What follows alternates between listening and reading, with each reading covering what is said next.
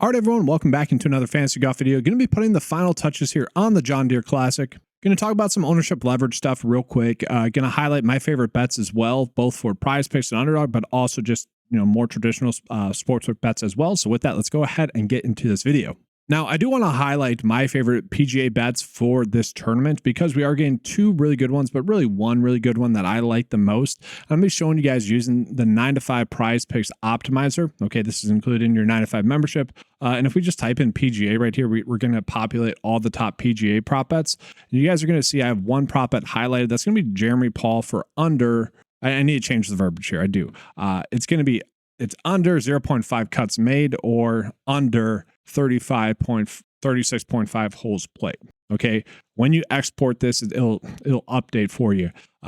It's just different verbiage between Underdog and PrizePicks. So, but if you look at this is a very solid bet that we are getting on paper. Now we are getting some other decent bets as well. Trace Crow, it's a decent bet, 55% likelihood for him to not make the cut. Then we also have Kanaya to make the cut, Joey Highsmith to make the cut, but those are only about 53% likelihood to cash. And so I don't know if we necessarily need to get there, but let's just go ahead and talk about Jeremy Paul a little bit more. And actually, let's just put some of those other ones in here as well. So we're just looking at the 9to5 cheat sheet as it currently sits. And what we're going to see is that Trace Crow is actually someone that does pop up as a relatively decent play. He's got the 52nd rank in the 9to5 model, which obviously the 9to5 model is designed to give us both, high upside, but also safety as well. And so the fact that the data likes him a little bit more than Vegas does, I actually think that that'd be a decent traditional sportsbook bet to bet on him to make the cut. He finished 44th at this event last year. His form has been okay. I wouldn't say it's been terrible, but we look at the form, guys. 27th at the Myrtle Beach Classic, CJ Cup 71st, so don't necessarily love that, but Zurich Classic 7th,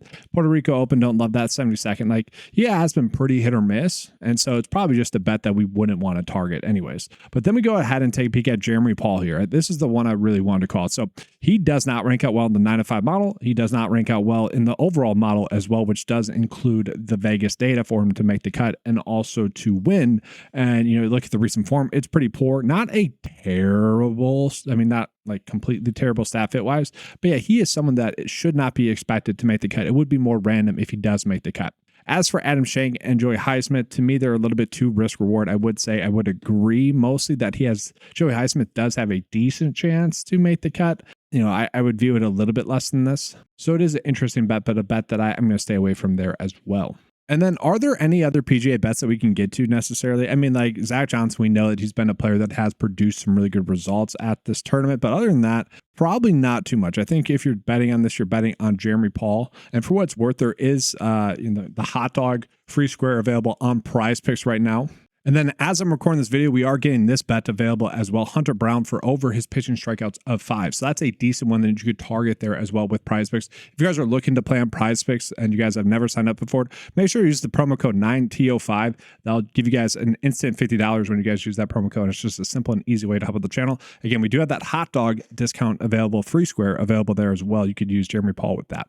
And then I did want to talk about some ownership leverage because, not every single week is ownership leverage, in terms of players being overowned or underowned, a thing that we necessarily need to look at.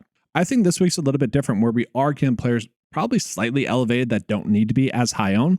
And so we look at it, guys, like Potagieter, he's probably a little bit overvalued from what he did last week, probably not as likely to do well this week. We'll see. Obviously, he is a streaky player. It's pretty crazy that he still won. Again, just like the form that he was in, statistically speaking, you don't really see that. I touched on this a little bit, though. A younger player, like that, where he does have a lot of talent, it's not too shocking to see that click for that type of player. But will he follow it up? I don't know if that's necessarily something that we need to target there.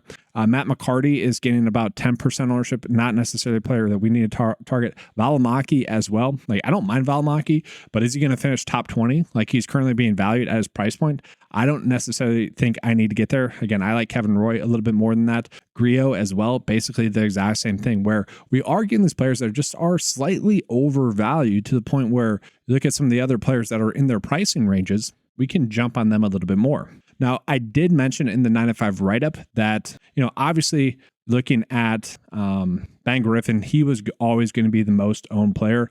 I actually expect this number to be higher. This seems completely wrong to me. How would he only be 24% owned on the slate? That can't be right. That doesn't make sense. But apparently it is. Apparently, and I don't I would say he's closer to 40% owned. This seems to be an outlier data set here with the data, which occasionally happens. I don't control the projection ownerships. These are outsourced. Can't control that. But this seems crazy. Regardless, though, because Jason Day was priced higher, even though Jason Day is the second best golfer in the field, he was always going to be naturally probably one of the best leverage plays because everyone, as they should be, was getting to Ben Griffin.